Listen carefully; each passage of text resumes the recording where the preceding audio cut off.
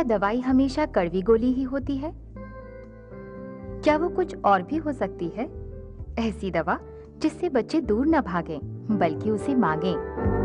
क्या ऐसी दवा सचमुच असर कर सकती है? करीब 250 साल पहले एक जर्मन चिकित्सक डॉक्टर सैमुअल हनीमन ने ऐसे चिकित्सा सिद्धांत पर काम करना शुरू किया जिसने आगे चलकर चिकित्सा का नक्शा ही बदल दिया। एक महत्वपूर्ण चिकित्सा अध्ययन में दावा किया गया कि सिंकोना बार्क के कड़वेपन और कठोरता के कारण पेट ठीक हो गया। लेकिन डॉक्टर हनीमन का तजुर्बा कुछ अलग था। सिमिलिया सिमिलिबस करेंटर, यानी एक जैसी चीजें एक दूसरे को ठीक करती हैं, और यही होम्योपैथी का आधार है। एक जैसी चीजों के एक दूसरे को ठीक करने का अर्थ है, यदि ए पदार्थ से किसी स्वस्थ शरीर में एक्स लक्षण पैदा होता है, तो वही पदार्थ किसी अलग रूप में एक रोगग्रस्त शरीर में एक्स लक्षण का इलाज करेगा। भारत को, जो हमेशा से ऐसे विचार अपनाता रहा है जो प्रकृति के अनुकूल हों, होम्योपैथी का पहला अनुभव 1839 में हुआ, जब पंजाब के शासक महाराजा रंजीत सिंह की स्वर तंत्री के पक्षाघात का इलाज डॉक्टर जॉन मार्टिन होमिकबर्गर ने जलोदर विधि से किया। तब से भारत में होम्योपैथी कई गुना लोकप्रिय हुई है।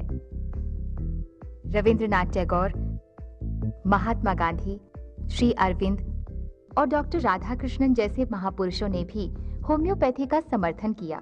लगता है कड़वाहट या कष्टदायी शल्य क्रिया की हिंसा के बिना इलाज की मिठास बापू जैसे महापुरुष को पसंद आई होगी, जिन्होंने हमें अहिंसा का पाठ पढ़ाया, शाकाहार अपनाया और प्रकृति के करीब रहे। छोटी और मामूली सी दिखाई देने वाली गोलियों और अजीब सी गंध वाली बूंदों ने ऐसे अनेक मरीजों को राहत दी जो लाइलाज बीमारियों से जूझ रहे थे। न कोई गलत असर, न कठोर तौर तरीके और न ही मुंह में कोई अप्रिय स्वाद। चिकित्सा पद्धति के रूप में होम्योपैथी ने अनेक रोगियों को ठीक किया और कई लोगों का दिल जीता। जैसे जैसे होम्योपैथी में लोगों का विश्वास बढ़ा, वैसे वैसे इसमें चिकित्सकों की दिलचस्पी बढ़ी। होम्योपैथी की मांग बढ़ने लगी क्योंकि इसने इलाज का एकमात्र साधन कड़वी गोलियों की तुलना में स्वादिष्ट विकल्प पेश किया। 1973 में भारत सरकार ने संसद में केंद्रीय होम्योपैथिक परिषद कानून पारित करके इस चिकित्सा पद्धति को मान्यता दी। इसकी शिक्षा के उच्च मानक तय करने और गलत इस्तेमाल को रोकने के लिए इसका नियमन करने की आवश्यकता महसूस हुई। होम्योपैथी की उचित प्रगति और विकास को सुनिश्चित करने के लिए सरकार ने कई संस्थान स्थापित किए। 1962 में होम्योपैथी भेषज संग्रह समिति, 1974 में केंद्रीय होम्योपैथी परिषद, 1975 में राष्ट्रीय होम्योपैथी संस्थान और 1978 में केंद्रीय होम्योपैथी अनुसंधान परिषद।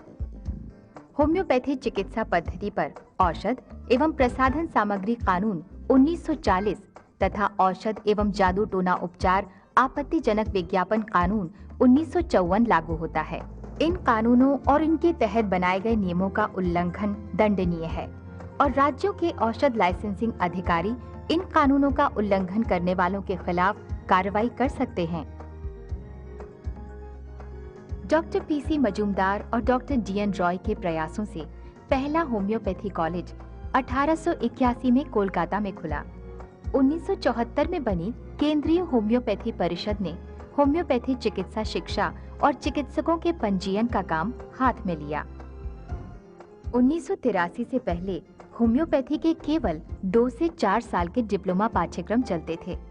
1983 में 5.5 वर्ष का डिग्री पाठ्यक्रम शुरू हुआ और इस समय देश में 180 कॉलेजों में होम्योपैथी में डिग्री स्तर की पढ़ाई हो रही है।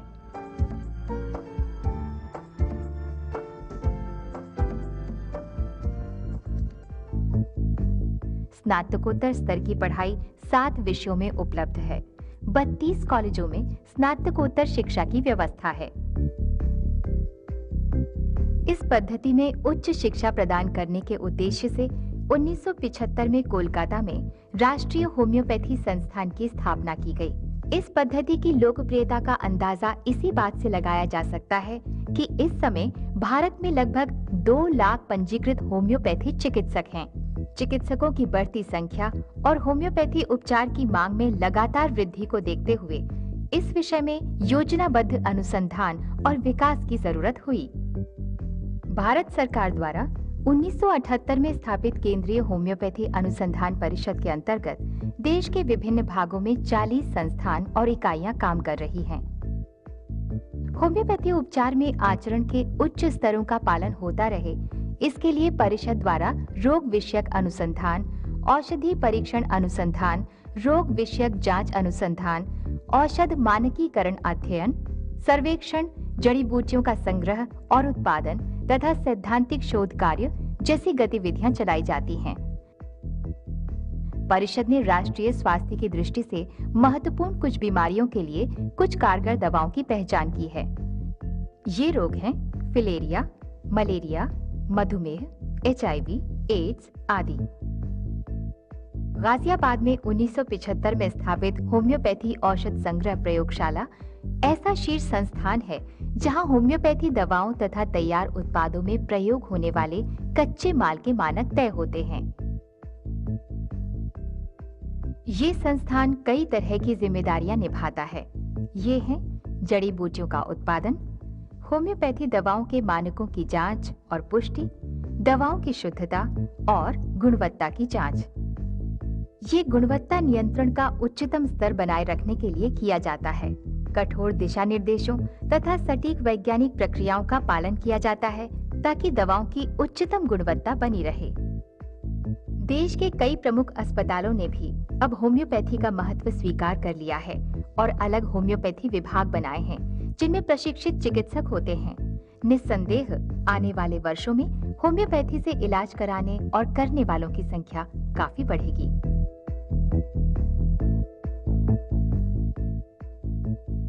ये पद्धति समय की कसौटी पर खरी उतरी है।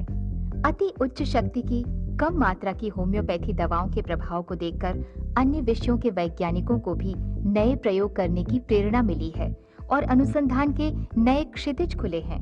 देश में दूसरी सबसे ज्यादा प्रचलित चिकित्सा पद्धति होम्योपैथी की लोकप्रियता निरंतर बढ़ रही है। ये पद्धति आम भारतवासियों के हित में है। सर्वसुलभ, सस्ती, कारगर, बिना प्रतिकूल प्रभाव वाली होने के कारण होम्योपैथी भारत के असंख्य लोगों को पसंद है, क्योंकि यहाँ प्रकृति की पूजा होती है।